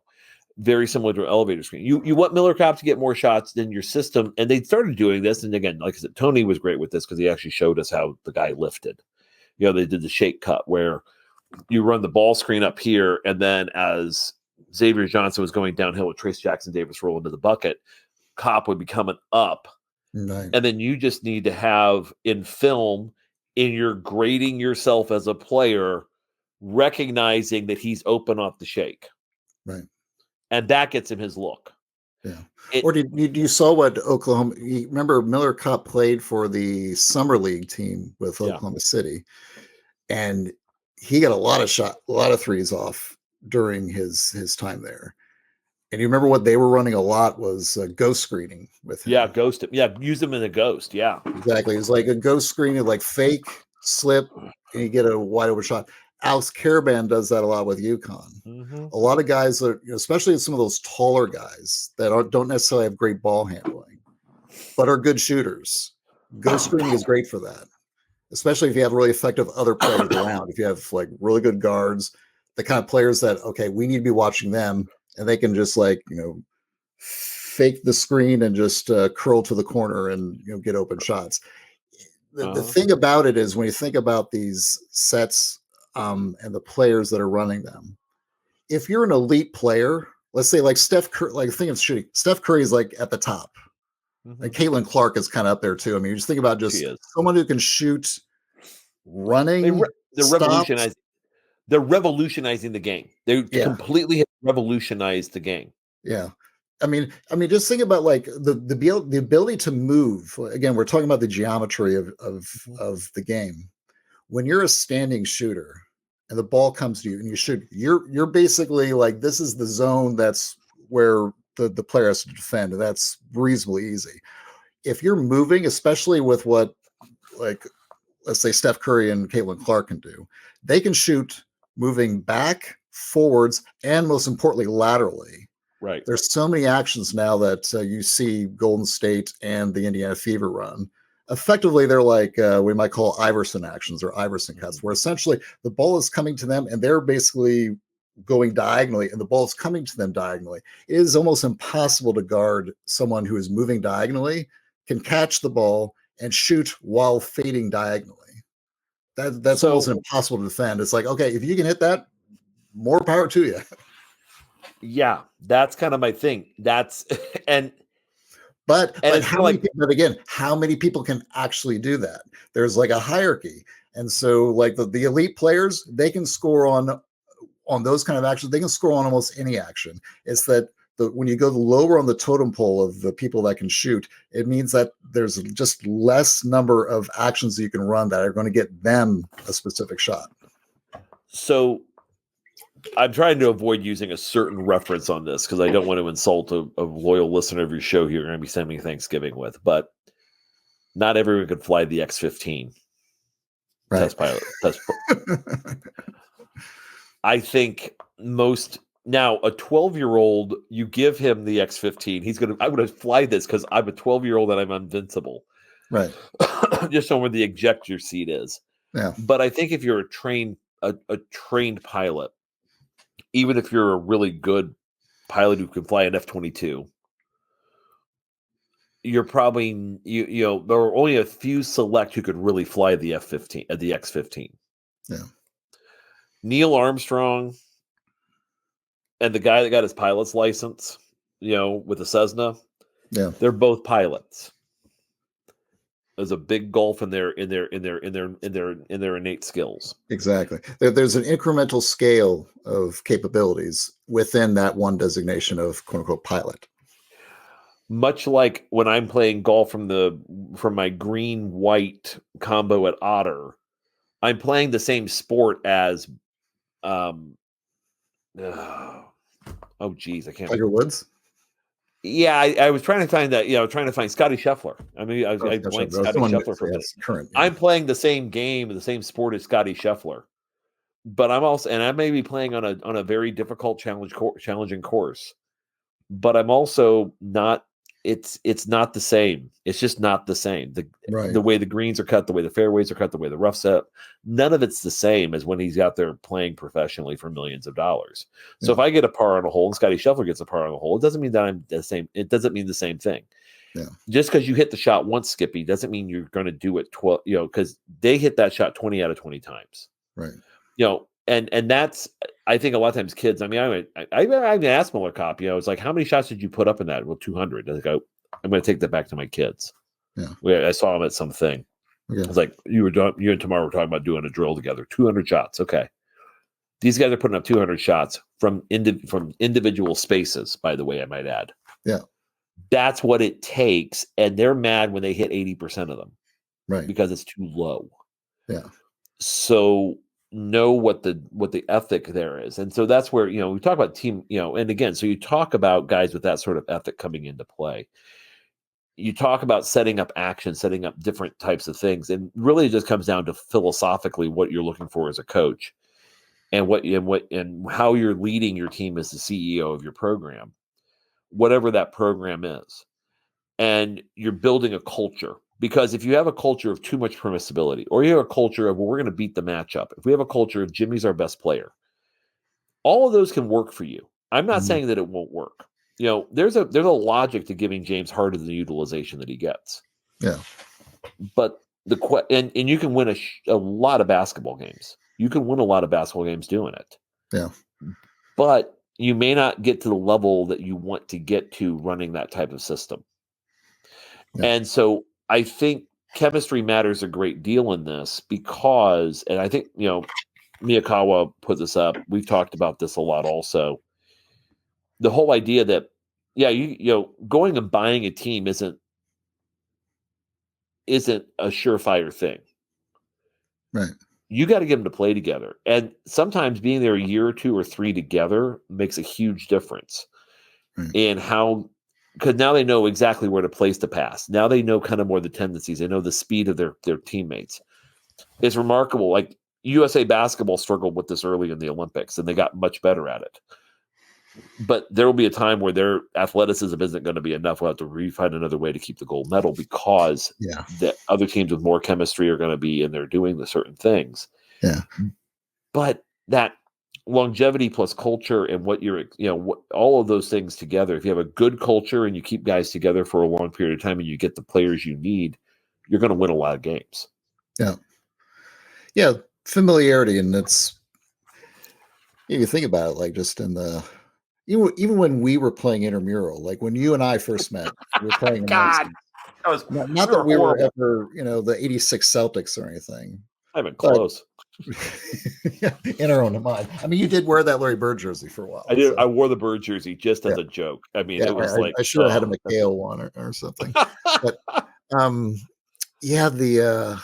but even like just us playing together after a while, it's like, okay, Bob has the ball here. This is where I know he's going to look. Oh, he's going to take a shot from there because that's his favorite spot. Or, Doug or Marty are grabbing the ball at this position. Okay, I'm going to cut here because I know that they're looking for the pass. I mean, just all that stuff. Just familiarity is so important in basketball because it's just like reading. That's why you look at some of the best teams. It's their ability to do things at 0.2 seconds, whereas the competition is doing it at like 0.5 seconds because that level of particularity in terms of the speed at which things happen, like you said, the teams that really win are just like getting a fraction of a second quicker in terms of what they're doing. And that's why they're able to get just that extra foot angle in terms of the driving angle. They're able to get to the rim and draw a foul versus getting the ball blocked. I mean, and all that kind of stuff leads to the same spot is that, faster is better. You get there faster, your reactions are better, and you're just going to, offense works so much better that way. So yeah, it's, it's always seems to boil down to experience together matters. And again, knowing your personnel. And that's, I think, we talk the whole idea of the upset, things can occasionally happen, mitigating your weaknesses versus your opponent's strengths. How is it that Virginia, Tony Bennett retired, a couple of days ago too, and, a lot of what we're talking about is kind of like backdoor discussing kind of his evolution, but, losing to UMBD, BC, thank you. Losing to them one year and then win the national championship the next, and then Fairleigh Dickinson with Purdue. And then how does that happen? Well, sometimes it's like you might find a situation where if you're Fairleigh Dickinson, much like IU, you hit mid-range shots and you're able to beat them, and you're able to mitigate Zach Edey enough and cover the perimeter well enough that you can create a miracle win.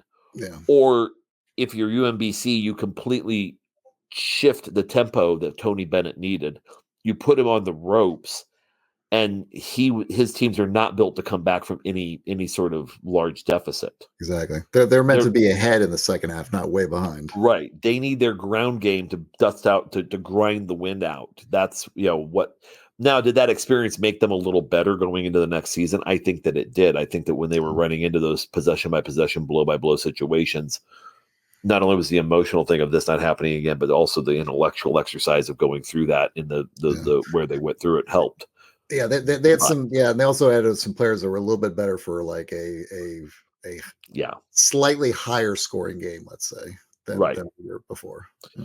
And so that mitigation process is, can you play multiple ways?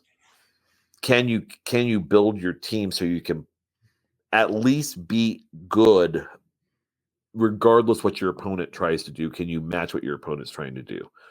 Which again was a weakness Purdue had this year in many respects. Right. Their weakness was when Donovan Clingan and Samson Johnson, but mainly Clingan, could get on Zach Edey and just let him. Okay, fine, Edey, score 35. No one else is getting over 15. Yeah, exactly. And so now, granted, it took UConn to do it. Now, I mean, that becomes kind of the thing of. No, they weren't blitzing from different locations and trying to dig the post from different spots. Oh, well, we left Fletcher Lawyer this time. That was dumb. Boom. Oh, we left the Jones kid. Boom. That was dumb. It's like because they're constructed in such a way that they're built for that to happen. Has nothing to do with what's on the play sheet. It has everything to do with how they can read out of that and how Zach Edey was able to deliver the ball. Oh, and Zach Edey was a better passer this year than he was the year before, and much better than he was 2 years before that. Right. So now how do you play the game in such a way that it actually takes something away from your opponent? Right. And I think that's really, now it's more tactical, it's more philosophical, meaning it's also preparation based because of all the data and information that you have. Even if you don't have good scouting reports, you're still needing to learn how to coach this way. Yeah. It's less about rehearsing and more about preparing. Yep. All designed to all comes down to quote unquote shot selection, right? The defense wants to make sure the shot is bad. The offense wants to make sure it's good. So can I take a sidebar? Can I just say I continue to hate that phrase. What? Shot selection. Okay. What do you got better? I'm going to quiz you. Why do you think I don't like that? Well, which word do you think I have a problem with? Selection. Right. And why? Oh, man.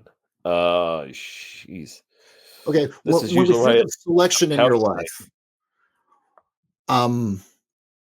there's an implication of selection is that you're just choosing. Right. Yeah. That you actually have control. I know. Oh, shot selection. Okay. My team, I want an unguarded layup every single time. Right. Exactly. My selection. I've made my choice. Yeah. And the other guy is the other guy is drooling on himself on the sidelines because he does. Well, I don't know how you stop that. Or they're just chairs. Right. When I talk to fans, they talk about things like, shots like we just take such bad shots. Okay, well, why do you think we're taking poor shots? Well, no, we're just not taking the right ones. What are the right ones? Oh, like ones that are more open and close to the basket. You don't think the other team has anything to do with that whatsoever? Like nothing at all? It's fun. Just again, it's just nomenclature. It's silly, but I've always had a problem with the phrasing shot selection because it implies that you have a choice. You have some choice. You have you have a range of limited choices based upon, again, your players, the system, the other team's capabilities, all that. And again, when we talk like what Tony says, when Tony talks about, okay, why do you take a 17-foot shot with 20 seconds on the shot clock? That selection is totally valid. That is a valid shot selection complaint. Right. But so many others, it's like, well, what else did you want? I mean, Right. they kind of did what, I mean, if they're running decent stuff and they're trying to get it, then yeah, it's going to come down to whether you've got the players that can kind of create spaces and openings and what the other team is doing. Well, and I think the word resultism comes into play because I hate resultism, which is a good shot's a good shot, whether it goes in or Whether it it goes doesn't. exactly where it goes in or not. And I mean, I think it was actually the Kobe Bryant IU Maryland game. I call it the Kobe Bryant game because when Kobe Bryant, we were in the middle of it, and it's when he was killed, died in a helicopter crash. Yeah. But about right before the under 4, the IU was in a transition break, and they kicked it out to a wide open Al Durham, pitched ahead to Wild Durham, was wide open. Right. He shot it, missed it, and people, oh, how not the time for that. Oh, actually, it's the perfect time for it. Exactly. 35% 3-point shooters standing wide open in transition defense because you don't need to run softening actions on transition. They're already moving. He's wide open. Drill it. Yeah. Take the backbreaker. Get the stop. That's the smart play. I'm sorry if it's 1 minute to go and it's by 6. No, you don't take that. Yeah. But at the 5-minute mark, the 4-minute mark, it's that resultism. And then, well, that's why, and like yours is shot selection. Mine is, one of my personal favorites is coaching adjustments. Oh yeah. Archie Miller just did a coaching adjustment. He actually got him the ball in position with a wide open look. Yeah. You're mad about why do they adjust more? It's like, well, this is a high pressure. We're picking the ball up at the half court. Why don't we just fall back to zone? Why? Well, because they're beating us up here. Maybe that's really not. Maybe sometimes the cure is going to kill you. Why don't we have a roach infestation? Why don't we put C4 under the house and blow up the den? Exactly. Yeah, the pesticide side's not working. Maybe explosives will do it. Maybe the explosives will take care of the problem. Might take care of you too, but and it's not to be condescending or mean to anybody as much as just as you're thinking about this. It's like, yeah, guys making $4 million a year probably have a pretty good idea that they've thought this through a little bit. Now, maybe, and they're still human. They're going to screw up. They're going to make mistakes, sometimes their approach will be horrifically flawed, especially in a business like this where it's back and forth. But I don't know. Thank you. I'm glad you brought up the shot selection. I know we just completely sidebarred into stuff that annoys us, which will be another pod. Remember, on our future slate, we have basketball cliches that Bob and Mike hate. And so that will be coming down the pike sometime way down the road. We're already working on that one. Exactly. All right. All right. So next on segment 3, we'll discuss how the internet and technology is accelerating the development of modern basketball. Next on X's and Joe's. Welcome back to X's and Joe's. I'm Bob Moats with my good friend Mike Weemuth. And to kind of quickly wrap up here, I just wanted to kind of talk about the idea of the earth being flat and one thing about innovation, why it's happening so quickly. Because I think things, again, we talked about things changing in a decade, things changing in 5 years, things changing rapidly. It used to be you had to go to a coaching clinic, and sometimes you get a kid that came to your area and he played for Tony Hinkle, and you're in Fort Wayne, or it's like the coach at Milan, who's a Hinkle player. That's right. And he comes in with some new ideas. Yeah. And we're going to do it. We're going to play the game a little differently as a result of this. And then information would travel kind of slowly. You could get films, and maybe you go down to the IU library and watch some IU film. Or IU archives, they bring it out, and you go with the alumni club and get your free, chicken dinner because you're the varsity coach with the Rotary Club and watch IU play, and you might get an idea or two. Right now, Mike, how fast could we find a set from Bangladesh? How fast it takes us to type Bangladesh basketball sets into YouTube. There's probably a team from Bangladesh that has put up 25 or so, or, the best player in Sri Lanka has come in, the Sri Lankan player of the year comes in and is playing in their pro league. Yeah. So now when you talk about innovation going quickly, this is Dan Hurley, some of the interviews he's done afterwards, it was interesting listening to them, his process, where one thing he was doing also was he was looking at the Kansas City Chiefs, and he noticed they had a bunch of, they had different alignments. And so he basically came up with like 5 alignments or whatever, a number of alignments. Mm-hmm. And then he designed a set for each, a set, like 8 sets that could go with that with an alignment. Yeah. Now, here's the thing. They kept the same 8 sets. They just burned it from a different alignment. Similar to what Kansas City's doing. I think I heard that properly. I was like, that's brilliant. Yeah. Right. Because the alignment basically sets your defense to begin with. And then, Yeah, then you go. Then you go. And so this whole idea that you can hop on the inner tubes and you can find all this stuff. And it's really smart. It makes you, because you can be like, wow, that's really cool. And, we will text each other links to Twitter or YouTube when we see something really particularly nasty. It's like, wow, that's like, and different concepts, like, where something's happening in the Euro game and it comes over to this country, because that's what Dan Hurley is basically basing most of his basic stuff off of the Euro game in particular. Right. Or, you kind of look at, you can go online and find the Golden State playbook, and it's like 90 of these things with different types of split cuts and reads off of this, or things off the split cuts that they're running, or this series or that series. I mean, I think now it's a matter of, as you're kind of designing even if you're designing a 6-set playbook, if you're coaching at the middle school level, let's say maybe 3 to 6 sets, whatever you're looking at, or you're looking at your continuity system, or you're even wanting to go to a free flowing, more principles of play type concept. You can teach your kids how to do certain things, and you can look at different actions that are coming out of it. Yeah. And that, I think, is kind of what I'm going with this, which is the world is flat. Information is traveling much quicker. And now coaches can innovate a lot faster because they're being exposed to this more quickly, and they can test it out with their teams. Right. Well, you remember back in the day, back in, let's say, the 80s, you'd hear about American coaches going over to overseas, China, Japan, parts of the old Eastern Bloc after the Soviet Union collapse. And they do coaching clinics. Yeah. It's like, hey, here's this set, here's this design we do. Oh, because these coaches never seen it really before. And literally, that was the only way, quote unquote, to see it. If you were a coach there, you would have to go to a coaching clinic where the American or Canadian or whoever coaches are coming to you, or you went to the United States or Canada and watched this stuff. Now with YouTube, you don't need that. You save the ticket price and the hotel by just going on YouTube and seeing it. Okay, this is what they're doing. And you see literally tapes of these coaches and their full coaching clinic, like 2-hour set that they do. They record it. It's like, okay, this is the clinic we did. And so be seen instantaneously once it's uploaded.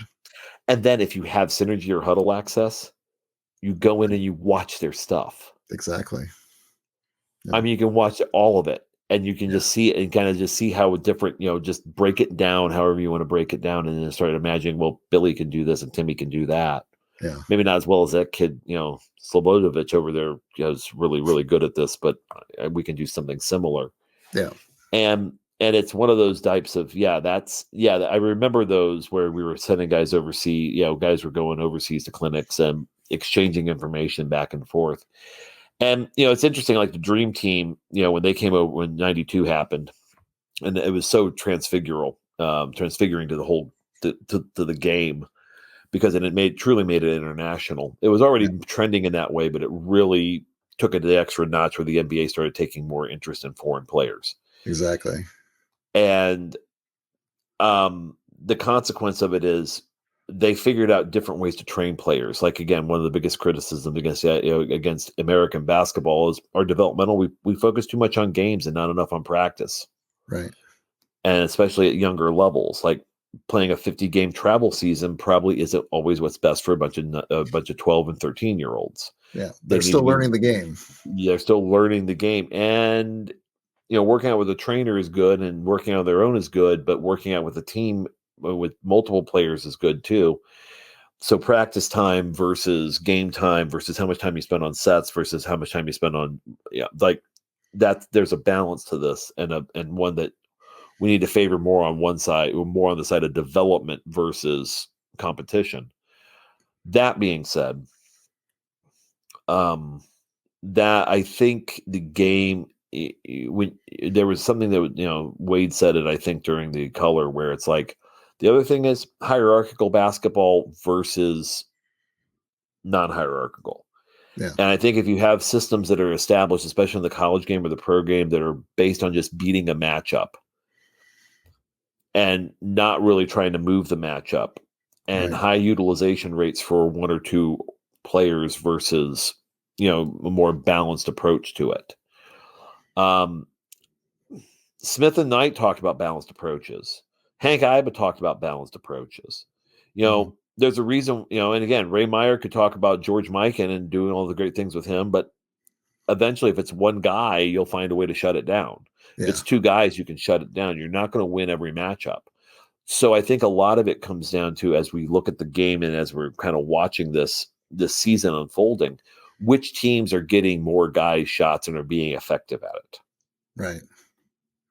Those, don't worry about the system that they're running. Don't worry about how, what do these players fit their system, or are they bringing the guys in to run what the coach wants to run?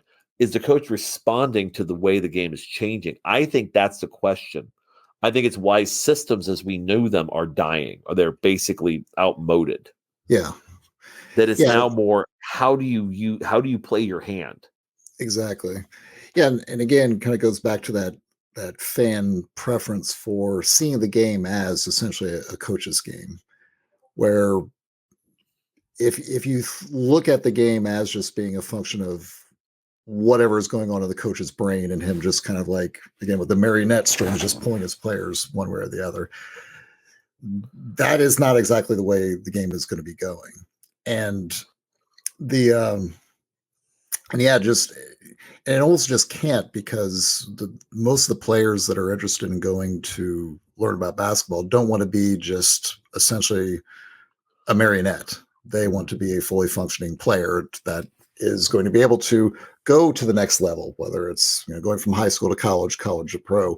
You need to be able to understand the game at a very high level and be able to react to it very quickly to be able to function at those higher levels of competition. So yeah, the game is changing, and it's the internet is so interesting in terms of how it's just broadcasting all of this, and how, like you said, how quickly it goes across.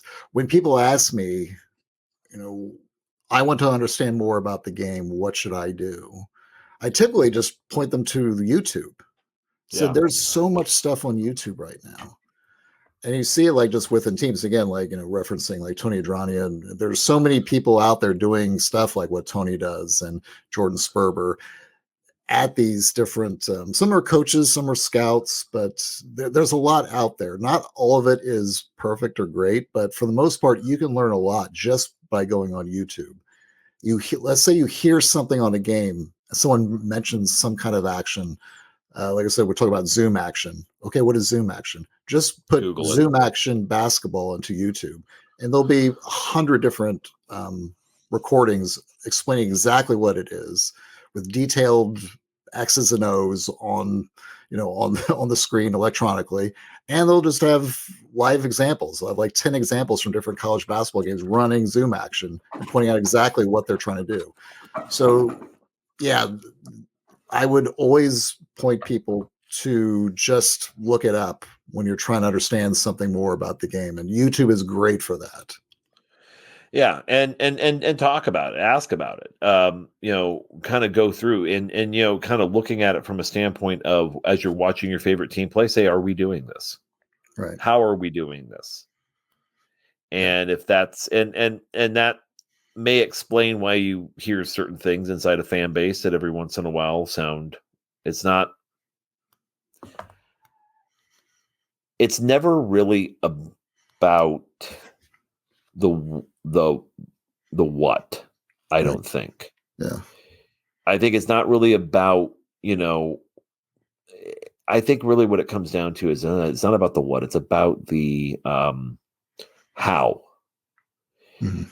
And so many times now it's coming into the question of, okay, if I can understand, if you can't see it and it's not apparent to you, certain things like what value is that shot to your program or your team? Yeah. What are the defensive principles on dealing with the ball? The press conference answers don't always tell you anything. In fact, they're not designed not to tell you a damn thing. It's more of a psychological session for the coach afterwards. Yeah. Don't, trust your own eye. And and you can debate it, but debating this stuff is actually what we like to do. We really enjoy going in and going, here's what we're seeing, here's what you're seeing, and you go back and forth on it. Right. It's not a right or there's not over one right or wrong answer. It's more More shades of gray. And it's all gray, and it's multiple causality and multiple probability. Exactly. And sometimes it then goes in, sometimes it goes out, sometimes sometimes it rains. Whatever you want to call it. Yeah. So thanks to Bob Thompson for the music and sound of the show, and special thanks to John Ringer of rigdesign.com for designing the logo and look of the show. Yeah. And looking for next episode 20. We will be having a guest. Robbie Malcolmson will be joining us, and we'll be discussing how have the new NIL opportunities created potentially advantageous and possibly problematic scenarios for reshaping the legacy and competitive balance of college basketball. You may remember Robbie from his podcast Hoosier Heartland that he co-hosted with his brother Ben, and also with Kathy Chong, and they also had their regular guest, the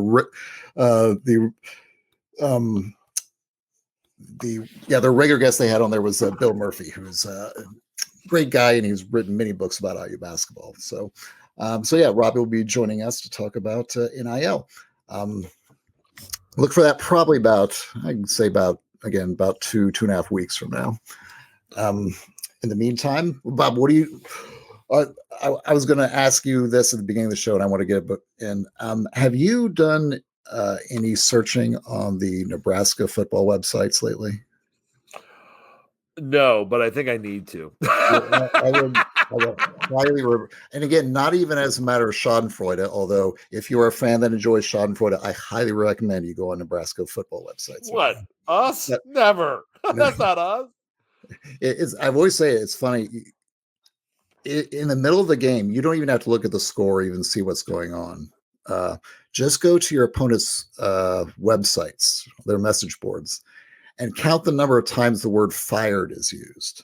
And that will tell you just how well your team is doing. Because you see the word fired about 3 or 4 times in the first page, it means you're probably up at least 4 to 5 touchdowns, in my experience.